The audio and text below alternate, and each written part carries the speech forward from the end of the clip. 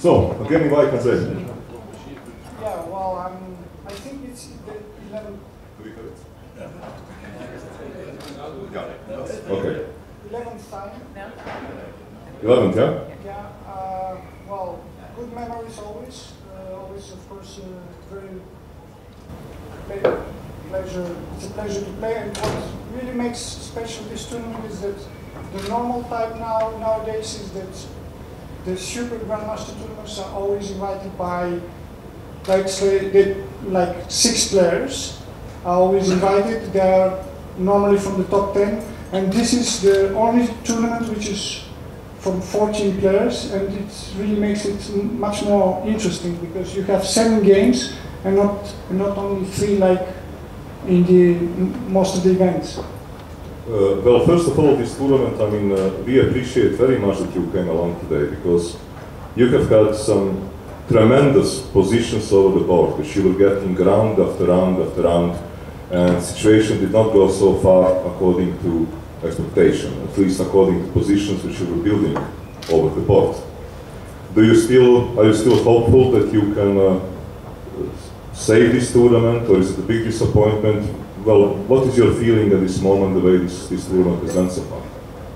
Well, it's simply that there is a big difference between my preparation of the game and then my practical abilities during the game. I mean, I'm almost always getting very good situations, very good positions, but then over the board I make too many mistakes, and of course that's not a casualty that I don't have a good result. It's simply that maybe I'm lacking practice. Okay, let's go back a bit. Not so long ago you have played this World Championship match against Anand, and it boiled down that it was, after all, one single game. If you would have won that one game, you would be now sitting as a world champion. In that game you took tremendous risks, refusing to make a draw, and ultimately you lost the game. Now it's time, you had a lot of time to reflect. When you look it back, do you regret it that you were so reckless at the time? Well, the point is, I mean, for some reason or another, I think I'm quite strong in this type of classical tournaments with, let's say, slow chess, but rapid chess is, honestly, it's not my best. And I could have probably drawn the match against Anand, which would eventually lead to a tiebreak of rapid games, and I didn't really consider that I had a lot of chances, and that was the problem. That I mean, 6-6 was not enough because anyway you need the title, not to say I drew the match with Anand.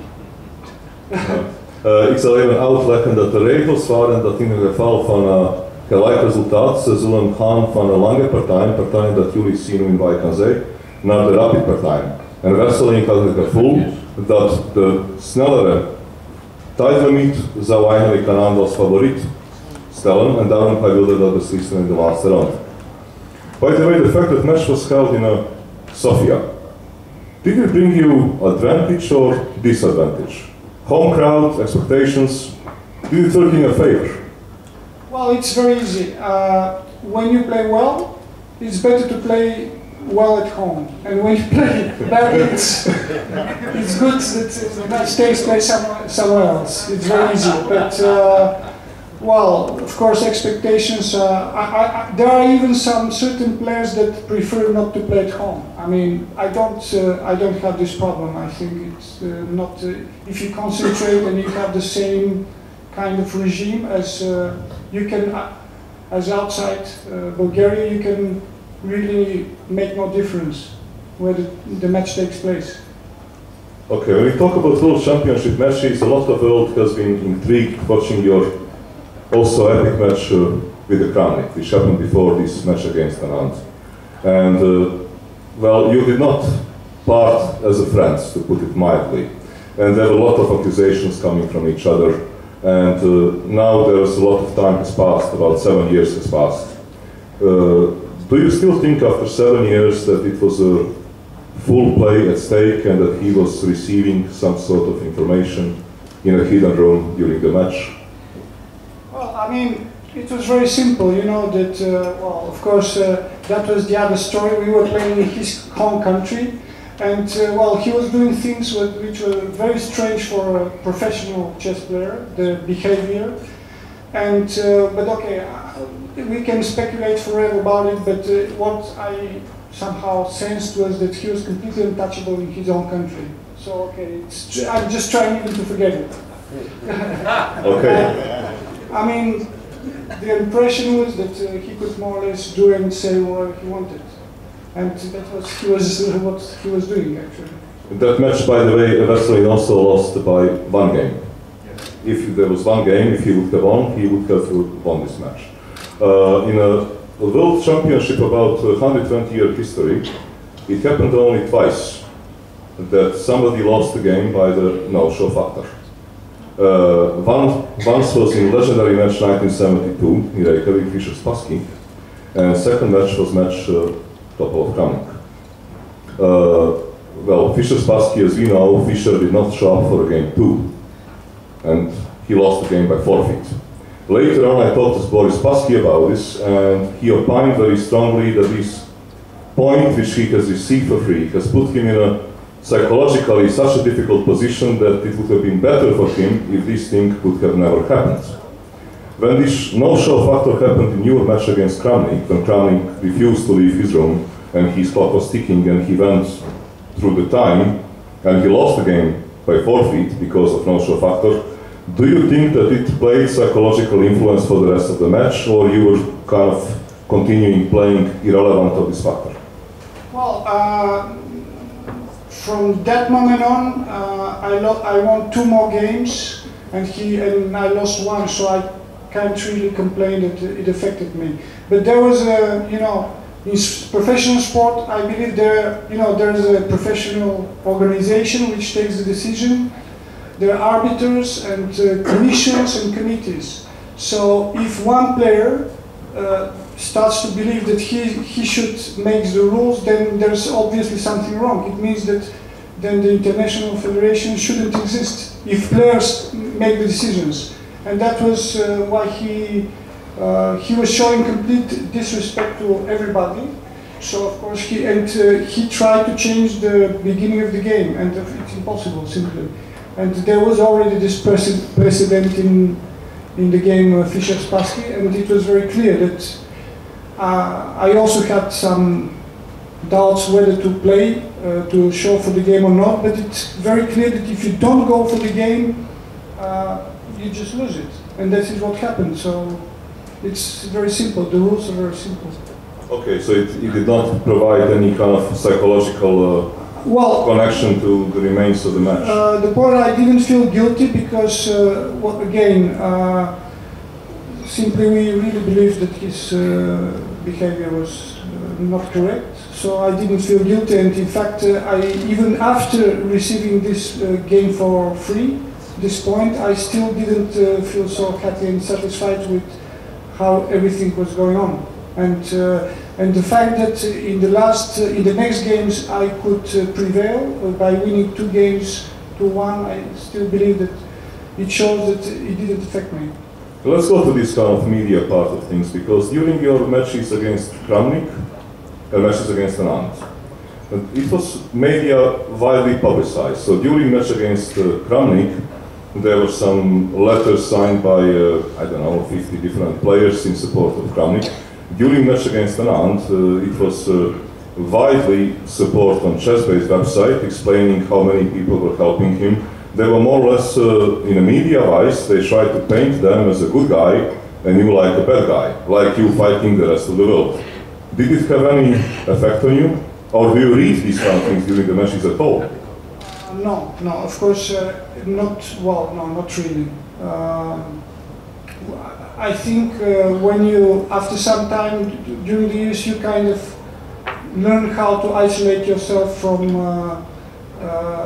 the outside world, and I think that there's advice from Kasparov that I was following, that simply during the important events not to follow the news. So it's still everything is decided on the board somehow, and if you're really playing better, it doesn't matter what someone writes. This is my view. Okay, so actually you seclude yourself and then you don't follow the rest of the world. That saying in this 2 weeks' time, you are in your thoughts, you are in your game, and you are not following at all what is happening around.